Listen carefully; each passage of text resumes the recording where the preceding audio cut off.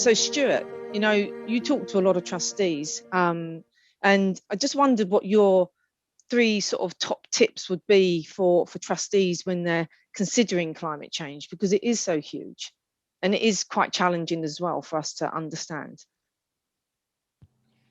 Thanks, Pat. Yeah, three top tips. I could probably condense it into one top tip, which is start now. If you haven't already, that some of the requirements under the regs, as I say, for those large schemes that have a compliance deadline of 1 October, there is a lot to do.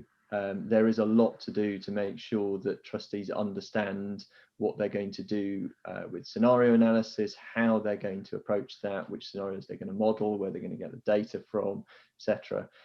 And if you have a December scheme year end, you've got a very short window indeed, because the regulations require that you undertake your scenario analysis in the first scheme year to which the regulations apply to you. So if they apply from 1 October and your scheme year is done by 31 December, you really haven't got very long to get on with that. So start early thinking about metrics, start early thinking about scenario analysis. The second thing I'd say, having banged on about the regs, is it's not all about the regulations. That's the other top tip. This is not all about the regulations. Yes, we have new regulations that apply to large schemes, but this is much more important than that. This is about trustees meeting their fiduciary responsibilities. Pat, you were really clear on that before, and I think it's really powerful what you were describing as a small scheme. This applies just as much to you. Climate is just as much a risk to a member's DC pot if they are in a £500 million scheme as opposed to a giant DC master trust. It doesn't matter what size the scheme is. Your member pot as a DC member is exactly the same, and the risks you're exposed to are exactly the same. So all trustees need to think about this regardless of size. So Stuart, sorry, can I stop you there? I might come back to your third one in a moment. But do you think then, as a small scheme, there's been quite a significant increase in asset owners signing up to the UNPRI signatories? I think there was about a 9.5% increase last year, the last 6 months. So do you think we should do the same as a DC scheme, that we should really consider becoming a signatory and adopting the TCFD reporting? Yeah, I think I read somewhere recently there's over 100 different things you can sign up to as a trustee in terms of sustainability stuff. Now that's more badges than the Scouts have, I think. Trustees though do tend to focus on PRI and Stewardship Code. Stewardship Code does have some challenges, and it is a much higher standard now to be a Stewardship Code signatory than perhaps it was previously. My take on that is a lot of trustees are looking at their managers to be Stewardship Code signatories first, and then at a later stage thinking about how they might become Stewardship Code signatories themselves. But the PRI is slightly different. I think the PRI is a good yardstick for trustees. What I like about the PRI is the principles map themselves very, very neatly across to what trustees should be thinking about from a fiduciary perspective. And the new sort of annual reporting cycle for PRI signatories, what you're reporting against has a lot of correlation, a lot of alignment with these new regulations. So you're reporting against your organizational overview, how you deal with your investment and your stewardship policies. There's some nice asset class specific modules which you can kind of report against. So I think the PRI is a really good framework. I would definitely encourage trustees of all sizes to look at it and be brave and sign up to it. You do take on a responsibility in terms of annual reporting, but maybe better to use the PRI first before the regulations come to bite. So then I'm going to throw something at Scott. So if I decide, or we decide as a trustee board that we're going to go ahead and adopt TCFD, okay, I know there's some companies out there that can support us with that. But one question I always ask is, where does the scope 1, 2, and 3 data originate? Because who decides on a company's carbon emissions, say, for example? So where does it actually come from? And how can I rely on that information as a trustee? Yeah, that's a really good question, Pat, and obviously a relevant one with TCFD reporting requirements coming down the tracks. And I think companies themselves are reporting on their scope 1, 2, and 3 carbon metrics, and they're placing a lot of emphasis and weight on two sort of prevalent global frameworks for reporting on this data. So there are things such as the Carbon Disclosure Project, or CDP, that can help underlying companies better report on this data in a standardized way, in a sort of industry recognized methodology.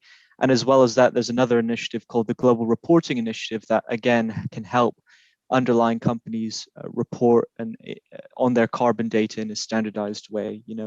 I think there's a lot of visibility and sort of clarity on scope 1 and 2 emissions, the sort of direct and indirect emissions. And I think we've already identified really briefly the data challenges around scope 3 emissions, and really looking at your supply chains and the underlying sort of value chains, and reporting that full breadth of scope 3 emissions up. But companies are starting to work on that, and I think stakeholder pressure on requesting for this data is really going to help drive that in the future. And what's the difference for to be me? clear on the carbon? Sorry, go on, Pat. Sorry, there was a cut. There was a cut. Okay, I'm going to jump in then, because that's what I like. Yeah, please. So to still sort of get my head around this as a trustee, what's the difference between the carbon footprint and carbon intensity? And I also understand, just to throw another bit on top of that, there's different ways of measuring this. So when I'm talking about consistency and reliability of this data, can you tell me, first of all, what the difference is between carbon footprint and carbon intensity, and what potentially the different ways of measuring that? Yeah, so I think on the carbon footprint, we're really looking at sort of global greenhouse gases and the sort of aggregate figures. And I think the key information there to look at is the sort of enterprise value, including cash within of the companies that you invest in. And I'm going to make a direct plug to the PCRIG paper, which is really helpful in underlying the detail, in outlining the details of how to calculate your carbon footprint and carbon intensity scores.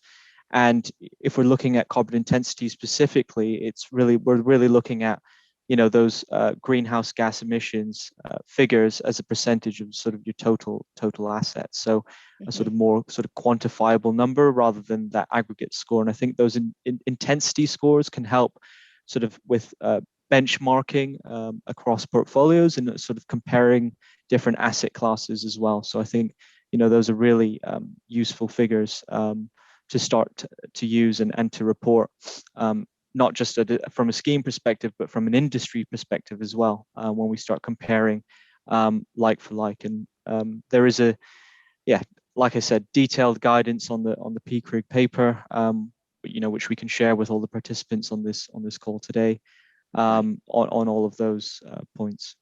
Okay, great. Thanks, Scott. So we've only got 5 minutes left, I've been told. So I'm gonna gallop through. I'm gonna load Stuart with 2 questions in one, because that's what I like doing.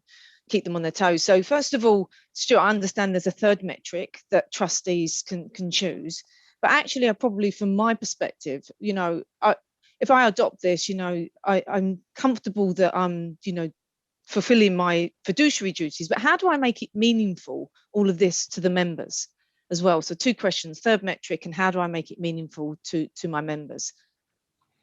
Yeah, I think as a general takeaway from this, trustees are going to have to get all over the metrics. They're going to have to get all over the data and really understand this is a new area. You mentioned the third metric. So what the regs require is you must report 2 emissions-based metrics, and the statutory guidance is pretty clear on the 2 that you report. You can choose other ones if you want, or additional ones, but your total emissions and then your emissions intensity are the required emissions based metrics. The third metric, which is described as an additional climate related metric, is kind of up to you as trustees. There's a little bit of ambiguity in the statutory guidance at the moment that may come out at the end of the consultation. The statutory guidance suggests 3 additional metrics you can look at, but I think really it is up to trustees to decide what is useful for them. And on that, this probably leads into your second question, is I think trustees have to keep 3 things in mind. When they're selecting their metrics, why are they doing this? Why am I picking a metric to measure and report on? Not just because the regs tell me to, but how does this improve my ability as a trustee to pay members' pensions, to manage risk, to identify climate-related opportunities? To keep coming back to what's my job as a trustee, to pay members' pensions, and how is my choice of metric going to improve that? And then, as you say, when you're reporting to your members, just be clear about what it is you're reporting. A number that they might not understand in terms of the total emissions of portfolio might be one thing, but actually setting some targets and explaining why this improves member outcomes is going to be really important. So lots of work for trustees to do to get inside metrics and use them for the benefit of the scheme, not just because the regs tell you to. Great, thank you.